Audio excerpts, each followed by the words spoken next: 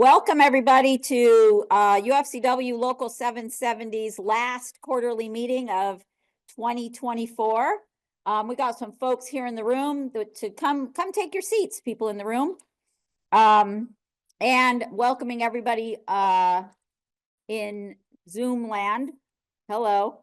We're going to give folks a minute to get on and log on. How are we doing with people logging on? Okay, so we're going to let some people log on. We're going to give them a minute. While they're doing that, I'm going to let folks know that we are having this meeting translated into Spanish. So if you want to hear it in Spanish, I should be saying this in Spanish. I'll say it in a second. If you want to hear the meeting in Spanish, there is a globe symbol at the bottom of the screen. You can click that and select Spanish. To hear it in Spanish, the translator's name is Alex. So thank you, Alex, for being the translator. Si quiere oír la junta en español, puede oprimir el globo abajo del pantalla. That's screen, right? Pantalla. Y escoger español para oír la traducción, la interpretación que Alex está haciendo. There is also a Q&A box at the bottom of the screen. If anybody has a question, you can type your question into that Q&A box at any time. Some of the questions will be typed in, and those of you who are on the Zoom can see the answers, the questions and the answers, and some of them we will answer live. So again, welcome. This is the final quarterly meeting of UFCW Local 770 for 2024, and I am going to jump right in. We're pretty full there? Okay. We got everybody on. So I'm going to jump right in with some really, really good news. Probably people have heard by now because we sent something out, but we, after 2 years of work, I am like elated to report that the FTC has blocked the merger. They won a temporary restraining order in the federal court case, and in the Washington state case, the judge gave a permanent injunction to block the merger permanently. So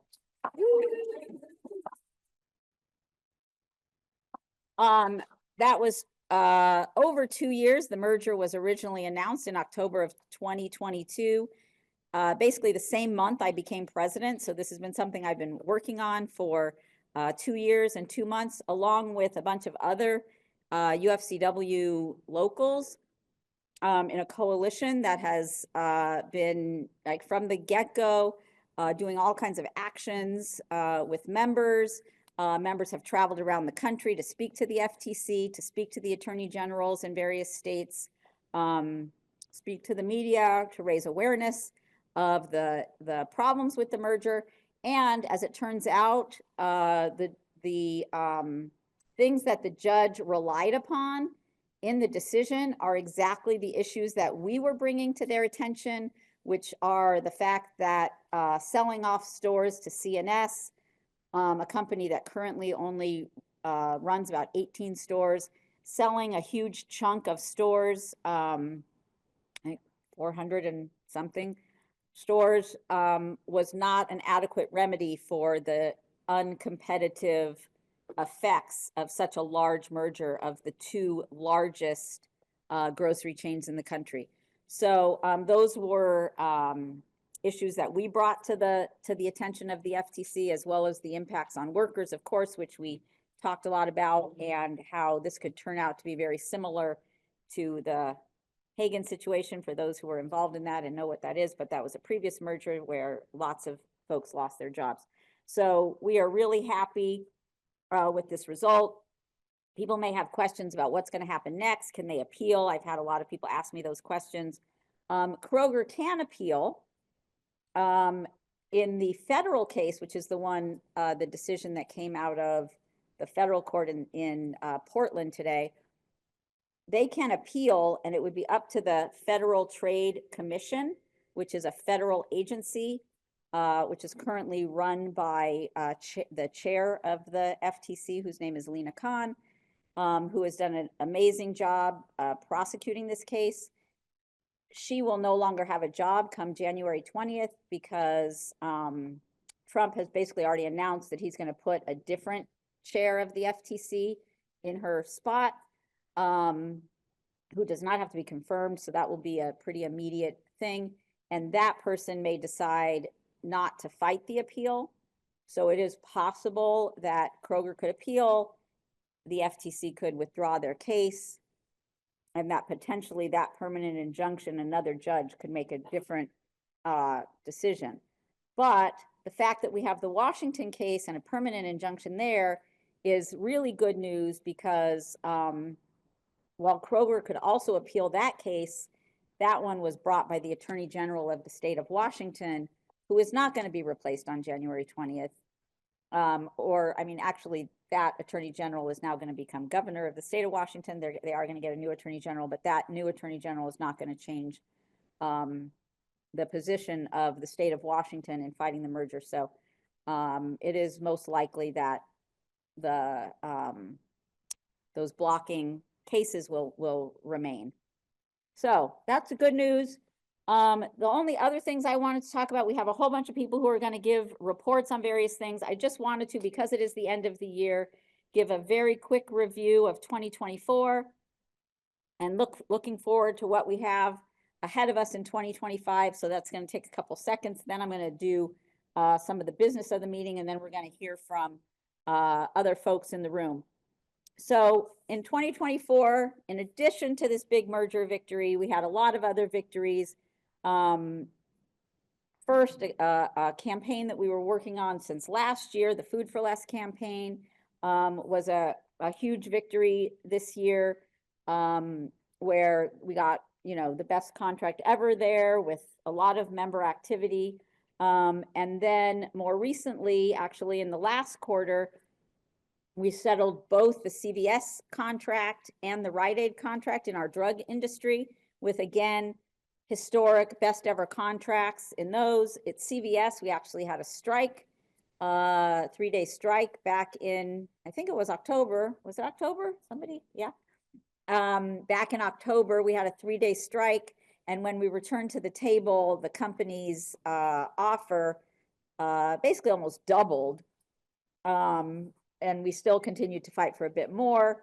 The contract wasn't 100% of everything we had asked for, but it was, again, as I said, pretty much the best contract in the history of our negotiations with that company. And we took that contract and sent it to Rite Aid, and were able to get Rite Aid to give a very similar agreement. It's not exactly the same, but a very similar contract to their workers, which just goes to prove what we've been saying about member power and solidarity. So because the members stood up at CVS and actually went out on strike, it forced CVS to give a better contract. And Rite Aid, when we went back to negotiations, was basically like, don't do that to us, don't do that to us. They did not want to have a strike, and they knew that the members were ready to do the same as CVS did. And so because the workers stood together, we were able to achieve those contracts. So all three of those examples, Food for Less, CVS, and Rite Aid, are proving the point that when members stand up, we win.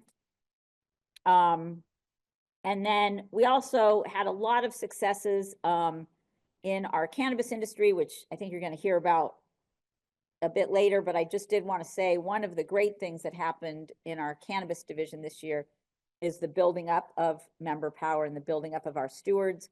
I attended a cannabis steward meeting this year that was really well attended, lots of activity and action in that division, a lot of building a member power, and they're going to give a report soon.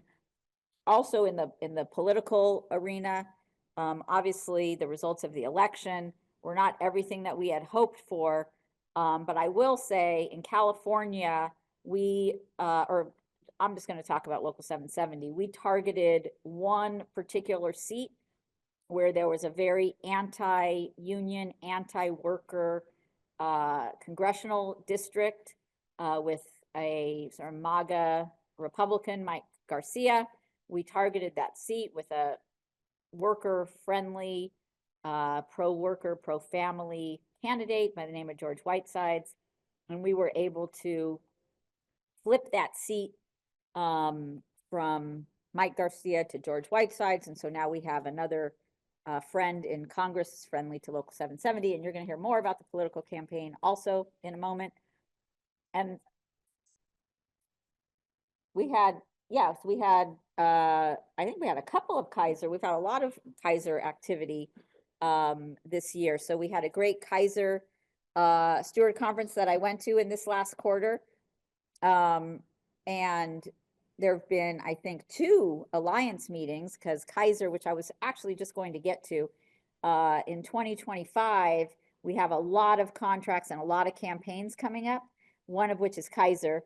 And they've been doing a lot of preparation this year for their contract that's coming up next year. And that expires, I think, in October of next year.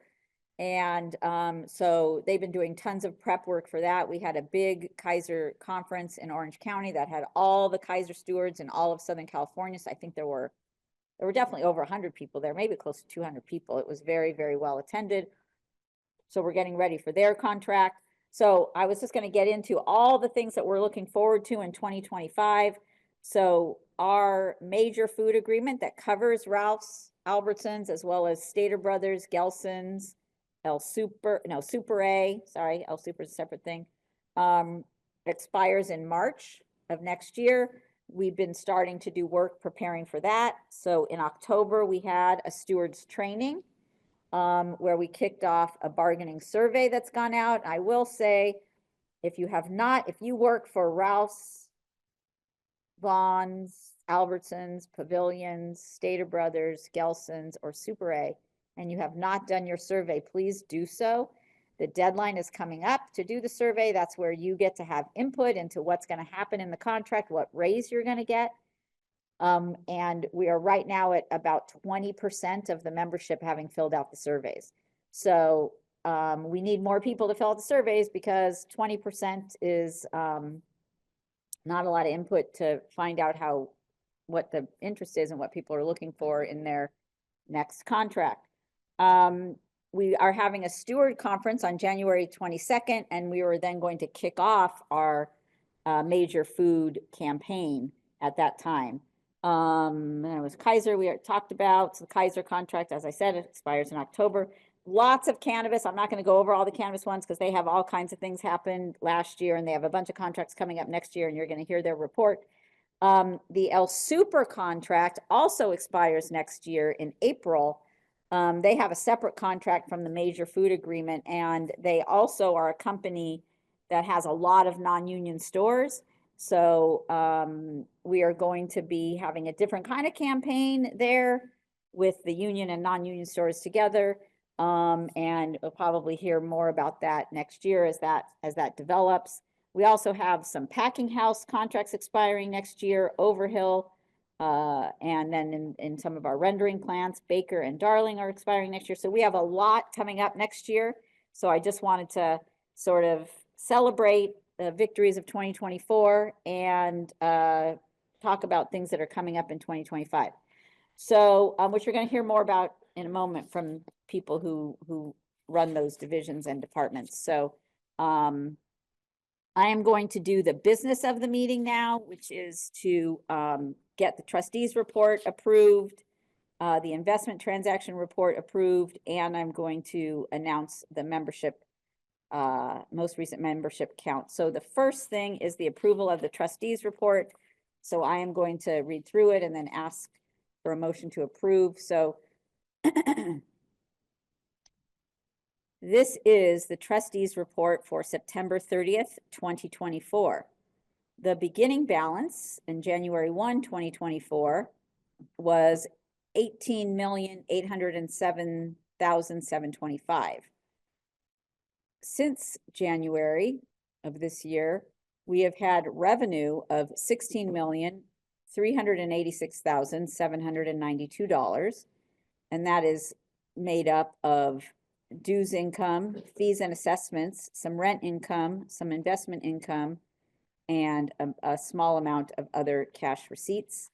We've had expenses of $18,787,021, made up of per capita taxes, which is the amount that we pay to our international union and some other organizations that we're a part of, operating expenses and salaries, rent expenses, professional fees, which are like fees we pay to lawyers who, you know, we have various lawsuits and things, and organizing and negotiation expenses, hardship expenses, and then a small amount of other disbursements.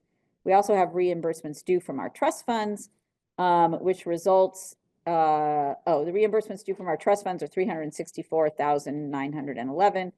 Anyway, the result of that is a deficit of $2,035,311. So we have an ending balance of $16,772,407. And we have a cash balance as of 9/30/2024 of $794,798.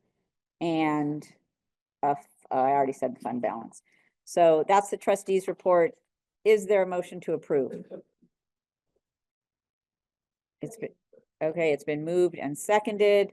Any comments or questions? Seeing none, all those in favor say aye. Any opposed say nay. The ayes have it. The second report that we need approvals on is the investment valuations and transactions for the month of October. So in the month of October, we had a fair market value of our assets, and these are assets that are invested in various things, of $11,609,601. We had interest and dividend income of $26,074. We had sales and principal paydowns in the amount of $715,125. And on those investments that we sold, we realized a gain of $95,966. And then we also purchased some additional common stock in the amount of $102,098. And that's all the investment valuations and transactions for the month of October. Is there a motion to approve? Is there a second? Okay, it's been moved and seconded. Are there any comments or questions about that? Okay, hearing none. All those in favor say aye. Any opposed say nay. The ayes have it. And then this one doesn't need approval, but I am going to read the monthly membership report. This is for December. Excuse me, I have a little bit of a cough, so sorry about that. Oh no, actually, this is for the month of November. In the month of November, we had 18,658 members in our food division. That's an addition of 7 from the previous month. We had 4,448 members in our drug division. That's an addition of 33 from the previous month. Oh, well, general sales, we don't even need that one anymore. In the professional division, 1,538 members, which is again an addition of 11. In the barber and beauty culturist divisions, we've had no change. In the meat cutter division, we actually lost 8 meat cutters for 1,649. In the meat packers, we got 443, which was an addition of 3. And in the cannabis division, we have 502 members. That's an addition of 7 since last month, for a total of 27,251 members. That's 51 more members than last month. That's good. We got 51 new members. So that is our membership report. And that one does not need approval. That's just an FYI for folks' information. So now we're going to move on to the campaign reports and hear from the individual departments and divisions about more specifics about some of the things that I mentioned. So first, we're going to hear from the political and legislative department, and we're going to hear from Isabel, who I'm not sure I should I should introduce Isabel Franz. Were you here at the last quarterly meeting? I was here, but I don't know if we did it. Okay, so Isabel Franz is the new Assistant Director of our Political and Legislative Department. And here she is. Thank you.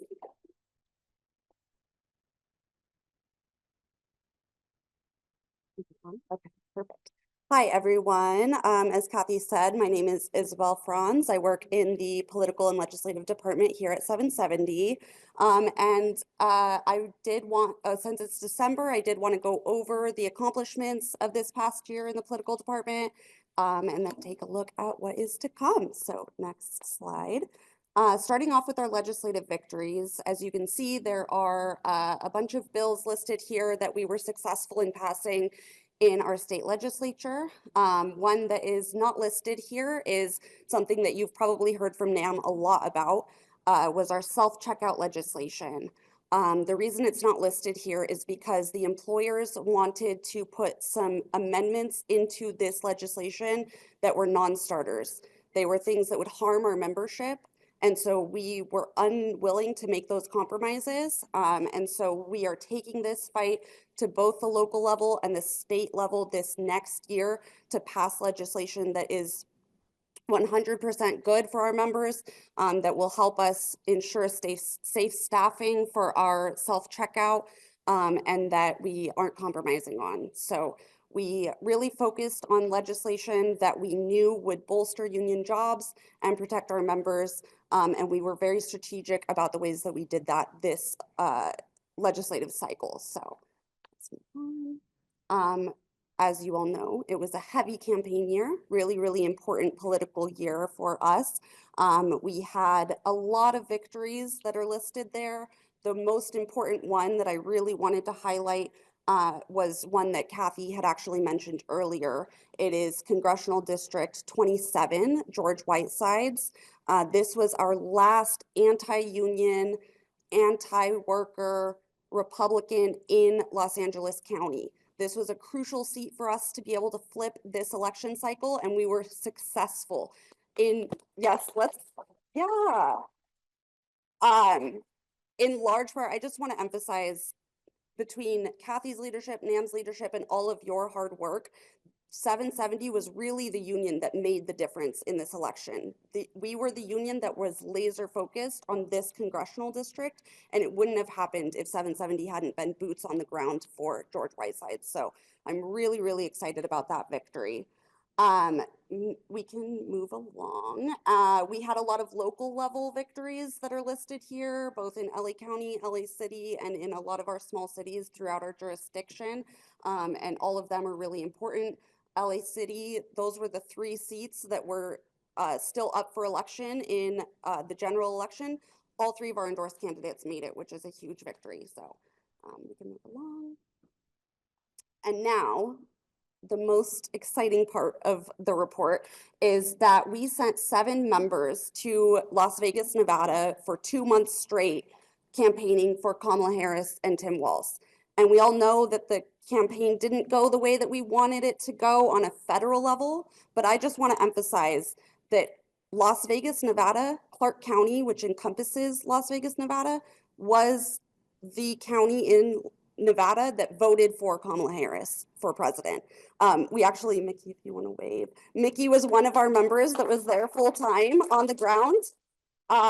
It was hard, grueling work, and we made the difference in Nevada where we could. We had members in Las Vegas, and Las Vegas voted for Kamala. They were talking to union voters, and so it just proves that when we talk to members, they vote the way that we want them to. I also want to recognize there's some staff in the audience, if you can wave, that went full-time to Detroit for the last week. Yes, Marcus. Detroit, our international called us and said, we're worried about Detroit, Michigan. We're not sure if it'll go to Kamala Harris. And we had 10 staff members that at the drop of a hat raised their hand, said, dispatch me, I'm willing to go make the difference in Detroit, Michigan. And again, Detroit overwhelmingly voted for Kamala Harris. So UFCW, again, making the difference. All right, that is pretty much my report. I just wanted to show some photos of all of the members doing hard campaign work this election cycle. And then I just wanted to thank all of you. You all were able to make the difference. So thank you for all your hard work.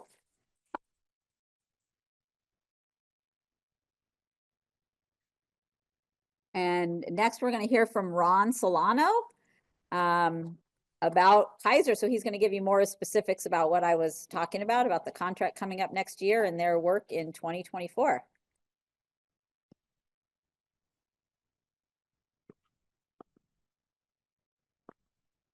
All right, good evening, everyone. I'm Ron Solano.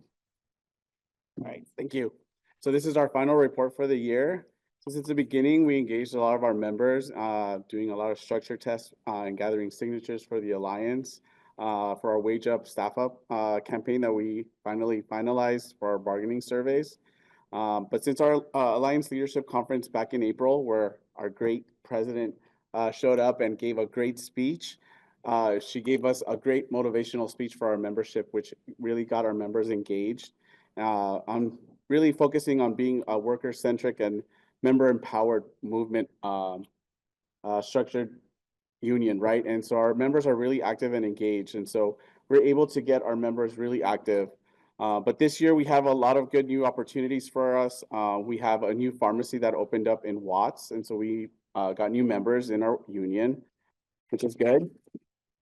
And so we welcome them as well as new leaders. We had a new leader in one of our general membership meetings that actually gave a report out, Victor Orojel, who's really active and engaged, as well as Angelica Muro, who just went to Nevada and participated in this last campaign as a spur. So we're really looking forward to getting our members active and engaged, as we've been really focusing on, right? And so we're seeing a lot of these things, and she was just recently named the National Alliance Pharmacy Job Group Facilitator. And so she's really, really getting very engaged and motivated to be serving a strong UFCW 770 member and being very vocal for our members. And so we're really looking to getting our members engaged. And showing 770 pride as well. We're seeing more members also participating and getting involved with in the areas where Mercedes is leading her members as well in Kern. And so, for example, they're able to get career advancement opportunities where they're partnering with Cal State Northridge, where they're able to receive cross-training for CT scanning and MRI positions, which is a great opportunity for our members to get career advancement opportunities. And so we're also seeing strategizing for our national and local bargaining next year, which is coming up. We're preparing a whole year in advance, focusing on contract action teams, recruiting, structurizing and training and development. We also done our bargaining surveys, which we just finished. And so we're going to be providing feedback on what the results were.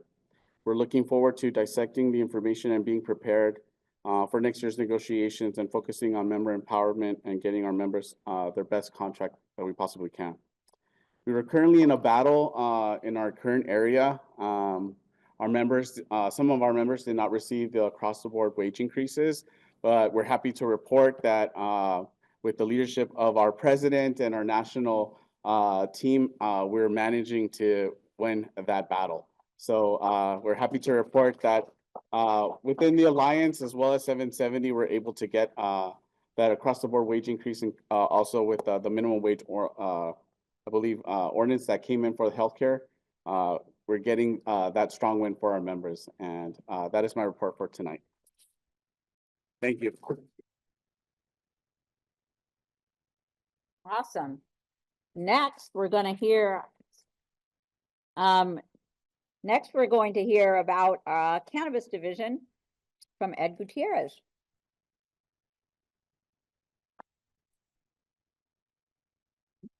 Thanks, Kathy.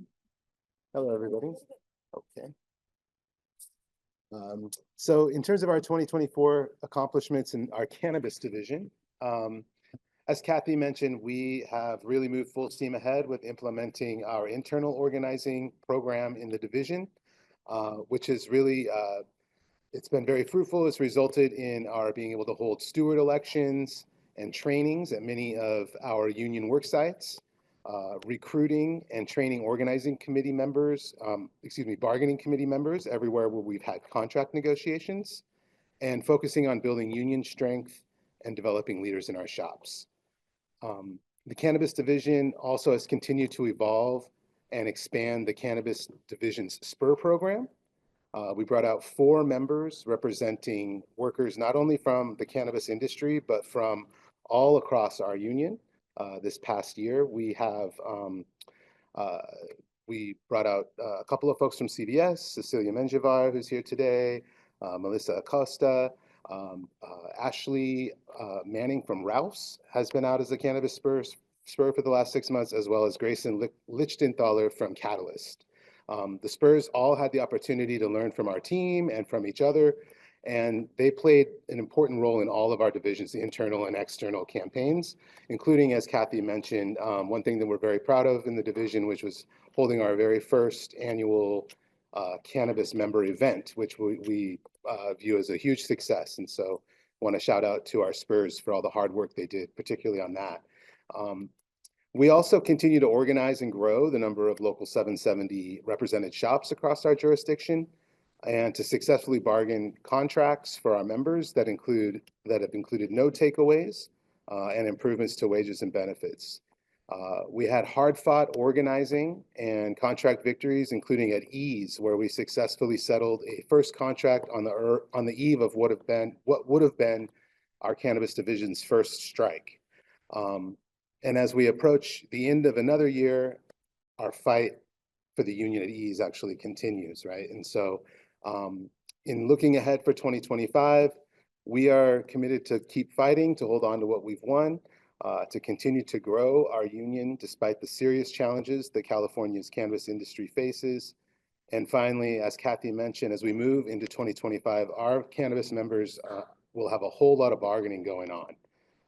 We plan to keep up the fight for good contracts that will serve to improve the lives of workers in the industry. And a huge portion of our membership, workers at Stizzy, Catalyst, MedMen, Liberty Beach, and Embark, they're all getting set to go into negotiations. So they're going to be at the bargaining table at the end of this year into next year. And so we have a lot of bargaining happening. And that's the report from cannabis. Okay, next we're going to hear from Research and Collective Bargaining Director Matt O'Malley, and particularly I hope he's going to talk about something he's been working on, which is we have a big campaign going on at Food Max, which I didn't mention previously, that Matt has been really heading up for Local 770 for the past couple of months. So hopefully you can give the report on that. Absolutely. Thanks, Kathy. Okay, and good evening, everyone. I'm Matt O'Malley. I'm the director of the union's Research and Collective Bargaining Department. Calling it a department might be a little bit misleading because it's really just me and my colleague, Albert Lowe, the army of two. Before I get to Food Max, I just want to shout out and acknowledge the work that Albert has done throughout this year on the merger. Albert has been working together in a coalition with researchers and leaders at Locals 3000, Local 7, as well as Local 324 in Orange County, and really sort of out of the limelight and without a great deal of fanfare, been putting together the facts that are necessary for the FTC and the state's attorney general to be able to win these cases, and which all came together today in rather exciting and spectacular fashion. In particular, one of the things that Albert and his team have been working on is exposing the deal between Kroger and CNS as the sham that it really is. They took a great deal of time painstakingly going through each and every one of the properties, over 500 of them that the companies had planned to divest, and pointing out that in fact the real estate alone, setting aside the value of the grocery business, but just the value of the real estate alone was significantly higher than the price that they were actually going to be paying for this.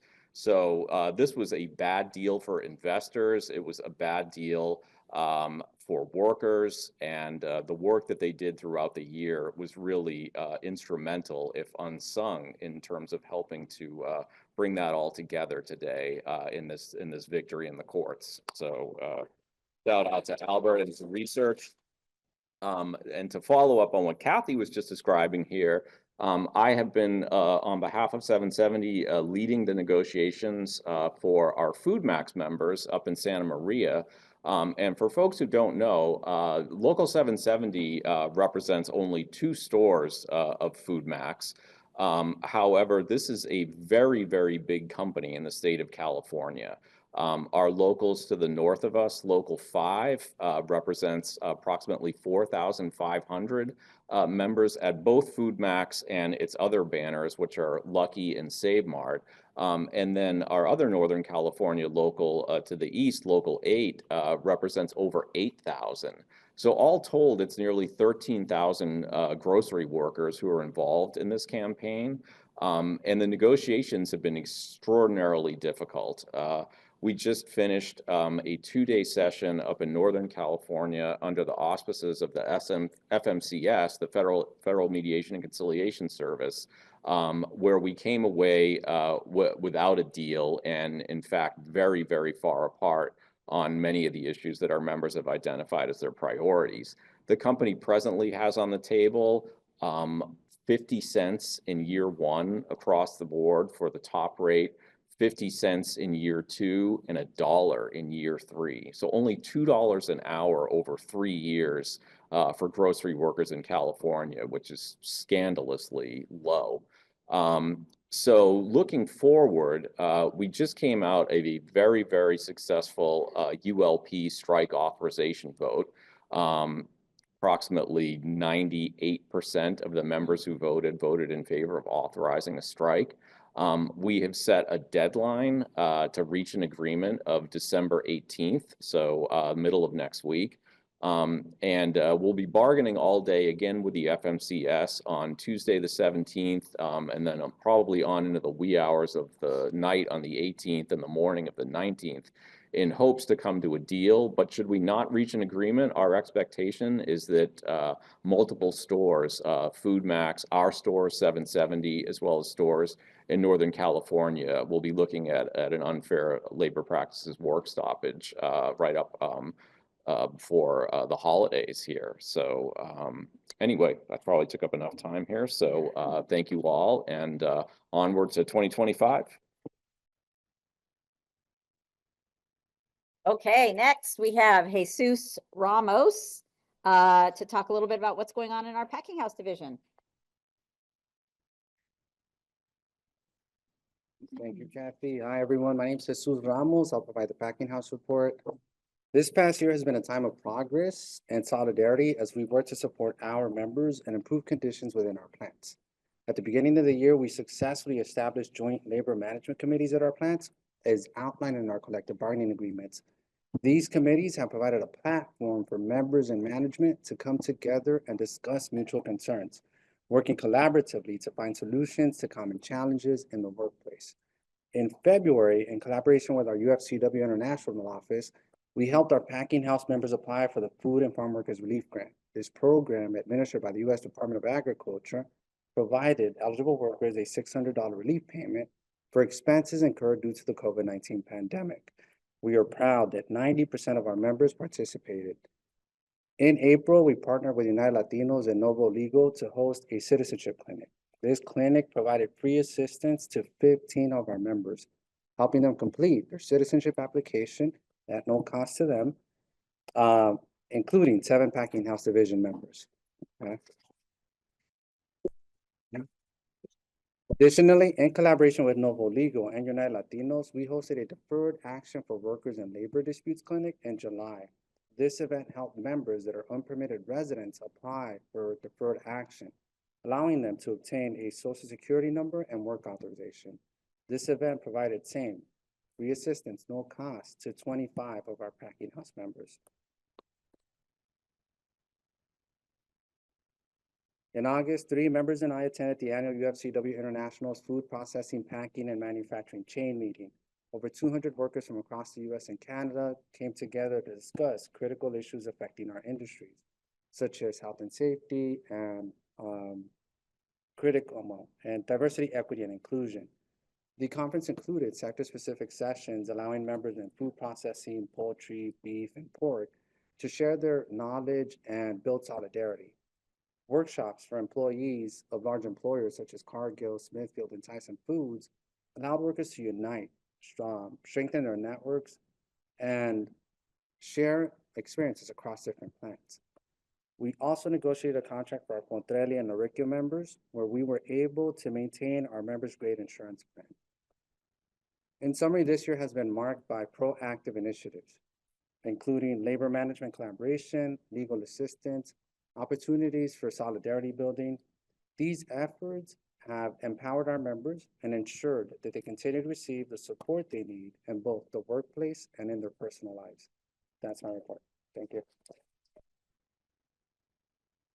Excellent. Thank you, Jesus. And next, we're going to hear from Heather Repman, who I think has just had her first anniversary here at Local 770. So she's been here 1 year. And it seems like longer because in just one short year, she has really revamped our communications department to be really, really top notch. Not that it wasn't great before, but it's really become incredible. She'll give you some of the report of what she's done this year, but increasing the amount of attention that our campaigns and our members are getting, like mega number of times. So I am just so appreciative, and congratulations on being here a year. Thank you, Kathy. Thank you so much. Good evening, sisters, brothers, siblings. I'm really excited to be with here tonight. And yes, I am celebrating my year anniversary, and it feels like I've always been a part of the 770 family. So thank you all. So I am, as you know, Kathy said, I'm here today representing the communications team, but I am not the communications team. We are, the tireless Berta Rodriguez, who is right now conducting an interview with members on the merger. We are also, Paula Smith, who has just done incredible things with social media, which I'll talk to you about today. And we are also Colin Messiker, who is an amazing team member who is always, super passionate about amplifying member voices. So I am going to talk to you a little bit today about what we've done this year and what our plans are for the next year. So first of all, I do also want to congratulate everybody on fighting and winning these 2 court cases in the merger, because this is a victory and a show of solidarity and strength for members across our coalition. So congratulations on that. So 2024, our communications year in review, it's really been about building a team, not that there wasn't a team before, but, when somebody comes in, it's really about like building up the team and working really well collaboratively. We've also done a ton of training on new platforms. We've really focused on growing our reach and engagement, but our number one objective, which I think that we have done a really great job at this year, is amplifying member voices. So I'll show you a little bit more about that. Go to the next slide. So first up is social media. I know this is a really hard slide to read, so I'm just going to summarize it for you. So social media is a place that we can reach all of our audiences. It reaches our members. It reaches the company because we tag them so we know they see it. It reaches the customers and it reaches the general public in our communities. So we focused a lot on amplifying and, amping up our social media this year. We had a goal of a 10% increase in reach. We smashed that goal by increasing reach of 35% by, again, focusing on those member stories, putting members front and center. We had another goal of a 10% increase in engagement. We also got a 30% boost in engagement on social media. We focused on strong partnerships and collaborations that really paid off, especially when you do those cross posts. It gets you a ton more attention on your posts. We really, really wanted to amp up our video content this year. We produced 80% more videos. Videos are some of the most engaging content on social media. We have our next slide that, well, not next slide yet, but when I go to the next slide, we'll talk about that. And they take a lot of effort, but they really pay off on social media. And then, of course, we really wanted to make sure we had increased accessibility, which meant we put captions on all of our videos. And also we translated into Spanish whenever we could. So next slide, I want to talk a little bit more about those kind of more specific stories that we told. So as you can see, this slide, this is a look at our TikTok page. We focused on member stories. We put our members front and center, and we got over 1 million views on our TikTok channel this year, which is a 900% increase. And we did that not by ourselves. We did that because we collected content from members in the stores who were marching on the bus, delivering petitions. You know, we got that from our members who were standing up for their rights in contract fights. We got that because we interviewed, you know, customers and community supporters on the strike line. And, you know, as you can see, your voice matters. People really want to hear what we have to say. That's what we learned from that this year. Okay, next slide, I'm going to talk a little bit about PR and, you know, Berta Rodriguez, who wasn't here before when I introduced her, she's here now. She is the person who does all of the great PR work that we have. So this year we really focused on proactive media coverage. We didn't want to just react to stories that were happening. We wanted to go out there and pitch our stories and tell our stories. We really wanted to help create these compelling narratives.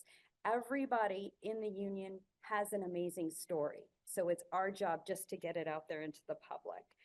And then another thing we really focused on was building strong relationships with journalists.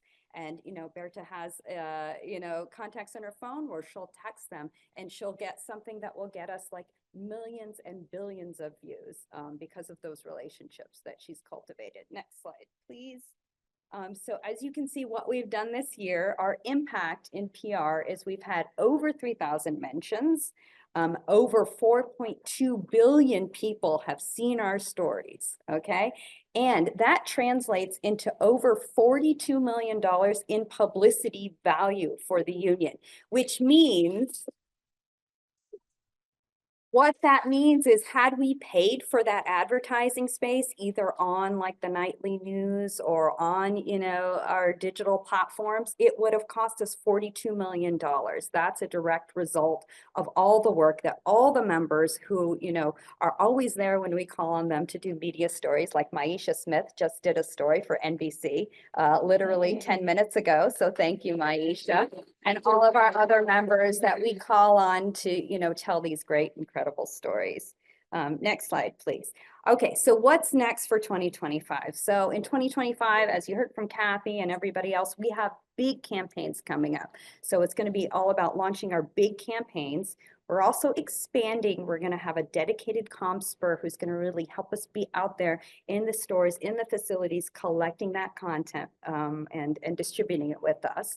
And we're going to be launching a merch store next year, which is really exciting. And then we're also just going to continue to explore more ways to reach and engage our members and our audiences. Next slide, please. So, you know, as you saw, I just presented online. We have over 1 million views on our TikTok channel alone. If you're not already connecting with us online, join the conversation. Don't just follow us though, tag us because we want to amplify your stories. So tag us when you're, you know, at your store, if you're getting your holiday, you know, decorations up, if you're serving your customers, tag us and we'll repost and reshare your stories. And I think that's it. Thank you so much. I want to bring up Marcia Zacenia, our Field and Organizing Director. Hi, so good night, everybody. Buenas tardes. So 2024 has been a crazy year for this local. I think it's also been a year where we've gotten to implement a lot of the trainings and practices that we've been talking about for a couple of years.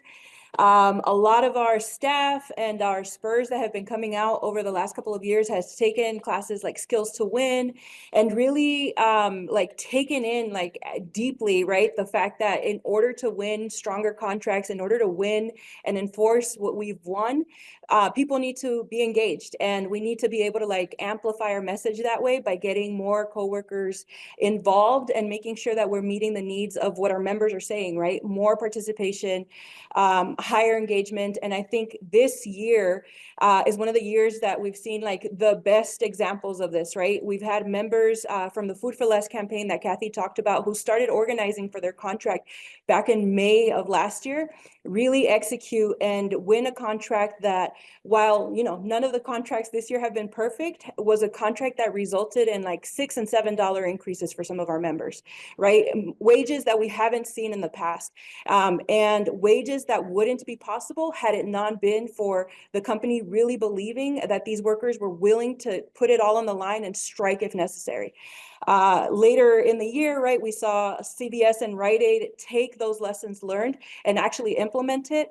CVS, for the first time in close to 10 years, took 770 back out on strike to show that this is a fighting union, and that any contract that's coming up next year is going to have that energy, right? Anything that's coming forward is going to have that type of energy where members are going to be at the forefront and we're going to be ready to take action.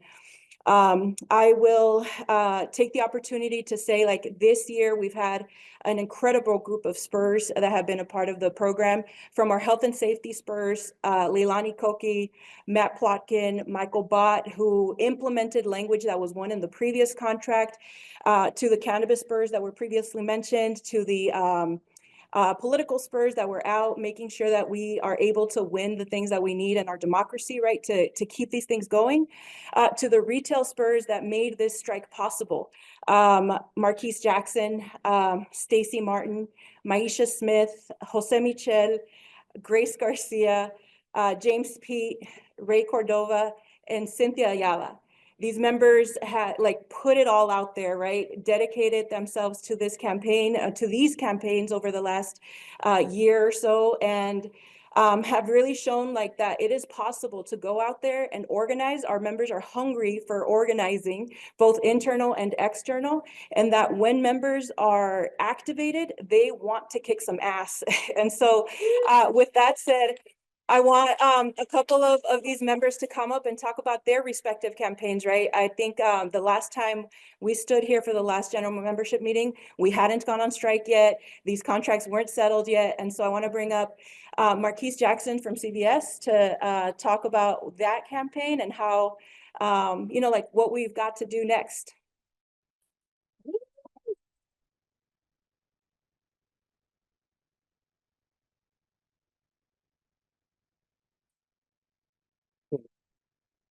I want to say good evening to everybody. How's everybody doing? Hope everybody's doing well, having a good holiday.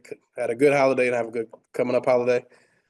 As far as CVS goes, we got a contract this year. Wasn't the one completely what we wanted, but there was a lot of good things that happened in that contract. We've got a lot of good raises.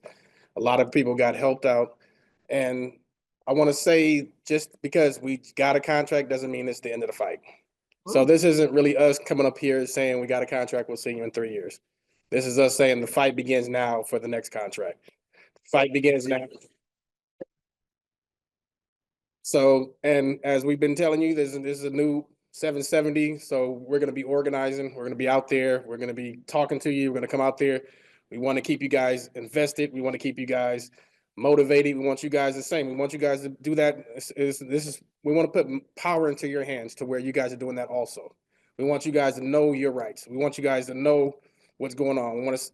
We want to take the lessons we learned from this strike and build on that. I also want to shout out CVS store 9668, 9212, 9781, and 9626. Those are the stores that went out on strike for 3 days. And just that 3-day movement brought the company back to the table, willing to double their offer. Now think of what we can do is in the next 3 years, we can build powership. We can empower our members and build leadership inside the stores. If we can take these stores and give you the tools to move on and fight for the next contract, we can go out there and get more stores and organize them and bring in new members, because we still have CVS's that aren't unionized. So our plan is basically unionize more stores, because the more stores we have, the more power we have. So when Kathy comes to them and shows, look, this is what we have, the company knows we're not playing. So it's up to us. It's not up to Kathy. It's up to us as members. It's up to us as union members to fight for what we want. We have to organize, we have to stand in, we have to stand tall. We have to show solidarity because the companies know, they watch everything, they look at everything. We have to show that we're willing to fight. And the more that we show that we're together, and that's just not for CVS, that goes for Kaiser, that goes for Food for Less, that goes for the General Foods, everybody. With this new administration coming in, we're gonna have to dig our heels in even harder. We're gonna have to fight even harder. Because guess what? They're coming after us, they're coming after unions, they're coming after everything we have fought for up to this point, from your grandfather all the way up. They're fighting, they're gonna try to take that away from us. So unless you want to let that happen, then I suggest you stand up, show solidarity, get together and fight. It's not just to say fight for yourself, fight for your family. Fight for your kids, fight for your grandkids, fight for your next generation. Because basically the fight you're gonna have now is gonna affect what happens tomorrow. So I just want to basically say thank you guys. We're gonna keep coming out there, we're gonna keep fighting. You're gonna see my face, you're gonna see Kathy's face, you're gonna see Matty Cruz's face, you're gonna see all these people's faces every day. And we're gonna come talk to you. We're gonna keep you engaged. We're gonna keep you wanting to fight, because guess what? CVS and all these other companies, they're not gonna stop fighting. So I suggest that you guys do the same. All right. Good night. Okay, so next up, we're gonna hear from Cynthia Ayala from our Rite Aid Bargaining Committee, also one of our Spurs. I think that as we were getting ready for both campaigns, one thing that was really clear is that this is one union and one fight, right? So it could have been a CVS worker or a Rite Aid worker, but it was the same exact fight that people were taking on. And because of all the hard work that went into both of these, I think folks were able to build on that and make sure that the companies felt the threat that the workers were really gonna come out. So here is Cynthia to talk about Rite Aid. Hi, good evening, folks. How are you guys out there in TV land? And again, Marquis is a tough act to follow, let me tell you. Well, of course, we went at it with Rite Aid. We won significant wage increase, new longevity rates, 10 to 15 years. Oh, sorry. My hair was flattened out, that's why, Kathy. So now you can see my face. Also, we did full protection of healthcare and pension benefits for our members, guaranteed hours for both full-time and part-time workers, elimination of lunch waiver practices. So these victories weren't won overnight. Let's just be real. It took a lot of time at the bargaining committee. It took a lot of time at the store level. It took a lot of time for members to participate. And that's number one and key to everything that we have to do here is participation. Is also communication. It is also transparency between our union. So this is the things that we have to do. If participation is key, number one, always, I say. So these long days that we had in and out of stores, we talked to different members, we saw their stories, we saw their lives, we connected to them. And I had the pleasure of being part of a Spur team. And I'm telling you guys, if you guys want to be part of the Spur team, come and participate. Come and talk to us. Come to the constituency groups, because we got a lot of good stuff here at the union. But the participation has to be key. The communication has to be key. And also the transparency has to be key. So I invite every one of you guys to come in and participate. So I'll leave you with that. I think we're good. Okay, so that's all the reports that we have. So I don't know if there are any questions that have not been answered in typing. No questions. Okay, if anybody does have any questions, you got a few minutes, you put one in the chat real quick. Just to say, I want one other shout out I want to give to those CVS workers that Marquis mentioned, the store numbers. One really amazing thing about this strike is we had 100% participation from those 4 stores. So not one member crossed the line in a 3-day strike, which is really quite amazing to have 100%. And it was, we did a lot of assessments of the members, conversations, I think as Cynthia was saying, conversations with those members, reaching out, and those members showed real true solidarity. I went and visited all 4 lines over the whole 3 days and sat out there and chanted, and those members were solid. And I know, 3 days is not super long, but there's a lot of people, I'm sure, still around who were out on strike for 4.5 months. But this is a different kind of strike, an unfair labor practice strike. So we did have other waves set. We were going to do a second wave with more stores and a third wave with even more stores and a fourth wave with even more stores. And we had the same thing planned for Rite Aid. The company, only needed a small flavor of it before they were like, hey, I don't like the taste of that. I don't want to wave 2, 3, and 4. So I just want to give us one more shout out because that was really an amazing victory this year. The merger, I mean, we're really ending the year on a very high note. So if there are no questions, then does somebody want to make a motion to adjourn? Okay, there's a motion. Is there a second? Okay, all those in favor say aye. Okay, have a happy holidays, everyone. We'll see you next year. Go 2025. When we fight, and this year we won.